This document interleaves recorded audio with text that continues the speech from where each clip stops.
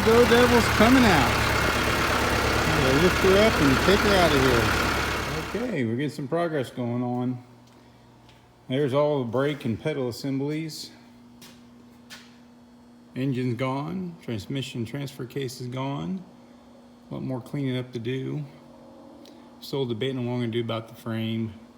I'm still up in the air on it, on cutting this one at the front and adding on, building a new frame. We're not sure yet. And there's the old transmission. I can't turn the input shaft on it by hand, so it's probably not in the best of shape. And the engine I pulled out is sitting outside at the moment. It's still locked up. I tried it just to see if it's because the transmission was locked up, but it is not. It is locked. But here we go, making progress, figuring out what the next move is going to be, besides cleaning everything off the firewall and all that. And maybe we'll get around to getting this thing shoved up in there eventually. Well, we now have the body off the frame. Need to wait for my dad so we can measure it and make sure everything's somewhat square. And we're going to go from there. If it is square, I think I'm going to chop the front off where it's been repaired and build a new front frame section with 2x3 square tubing and get the front section fixed. The rear, probably just going to plate it in a few places and see about doing something in the center to box it or reinforce the frame rail.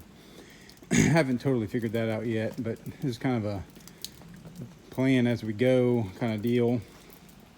So there's the body up in the air. Of course, it's pretty rusty underneath, which I knew, but it's not a big deal because most of the floor, especially up here, is going to get all cut out and then redone. I'm planning on using square tubing to replace the hat channel. The hat channel's 3/4 tall. I might go to 1.5 inches square, give it a little bit of a quote-unquote body lift to help me out a little bit. And of course, I have to rebuild the floor. The back section's beat down. It's not as bad as it looks, but the bracing needs to be replaced, but I'll do the same thing, put square tubing in its place. But that's kind of where we're at. Need to go get some tubing. Well, first I need to measure and make sure this thing's not Z'd or anything odd. And we're gonna go from there. And earlier I did test fit the motor for giggles, so I really want to see what it looked like. And I think it's gonna fit pretty good. I mean, I set the body down somewhat, but I hadn't cut the floor, so that's for another time after I get the frame figured out. Okay, we're gonna start trying to repair the front of this frame. Right now I got it on jack stands and I use an angle finder and a level to make sure it's pretty much straight and not twisted.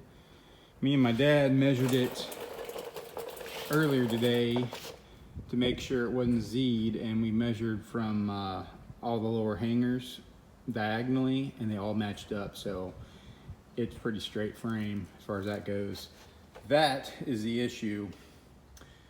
And when you measure from that hanger to this hanger on either side, they're off by like almost 3/4 of an inch. Like it's not even close. So I don't know what they did, but it's bad. So what I have, as I was gonna do 2x3, because the front section up here is 3 inches tall, but the place I got my metal from did not have that, so they had 2x4, 120 wall. Well, it just so happens that the frame in the very front here narrows up. So this 2x4 is gonna actually slip over the frame right there on the other side of that brake. So I'm gonna have to take my time, figure out my kick up and my angles, but I'm going to slide it over the frame, probably cut it at 2 angles so it has a larger welding surface and it's not a straight up and down line. And probably do a plug weld too, because I can. But I gotta figure all that out. This has got to be extended for the longer springs and room for the steering box. So that's where we're at right now. All leveled up in the shop on jack stands, so we can chop the front of the frame off and go from there. Well, the front of the frame's cut off. Took my time, took some good measurements. It's pretty close to the exact same, but the new tubing is going to slide over that section, so we'll be all right. So now I got to clean it up real nice. Pull this front frame section out here because I'm going to take some measurements off of it. So we're making progress. Well, I think I got the front frame section basically done. Got it all up on here. Got some rosette welds. I just kind of built this on the fly from measurements as I went. Still got to tie the front two frame horns together somehow. I haven't quite figured out how I'm going to do that. I kind of want to reuse part of the original bumper just for the look, but I need to do something to tie the frame rails together in the front. And that's kind of where we're at. It's pretty good progress for basically a day. And getting ready to roll her back in and clean up and go chill out for a little while. And I've been slow on updating stuff and keeping track. But here's where the Jeep currently sits. We have the frame section done like I was doing into the last week. I did put this one piece of tubing in here. It's not fully welded because I don't know where the steering box is going to end up, and I might need to notch it for steering box clearance. I did take the original front bumper and hammer it over the front of that, so it's going to look like it has a stock front bumper on it, just for looks mainly. And I cut off part of the bumper bracket on both sides and have them on the side of the frame. I need to clean them up a little bit better and make it look a little prettier. But the big thing is I've been working on getting the engine, transmission, transfer case where it belongs. I think, like everything, there's always compromises, and this is probably where it's going to have to end up staying. The engine is as high as I can get it. I mean, we're right there. Hell, the alternator's even almost to the top of the hood. But the real kicker, you get right in here, plug wires and distributor clearance is really tight. Now I wanted to really raise the transmission transfer case up higher to get it like almost a true flat belly. But when I do that, those plug wires touch the cowl. So there's no way that's ever gonna work for moving around and everything else. So I think this is where it's gonna live. I just kept cutting with the plasma cutter till I got basically where it needed to be. But there's the SM465 and the 300. The 300 is clocked flat currently. I might have to clock it down a smidgen. I rough stuck a drive shaft in there that I'd laying around from another project, and it's going to get real close to the starter and bell housing on compression. So depending on how it goes, I might have to rotate that down slightly.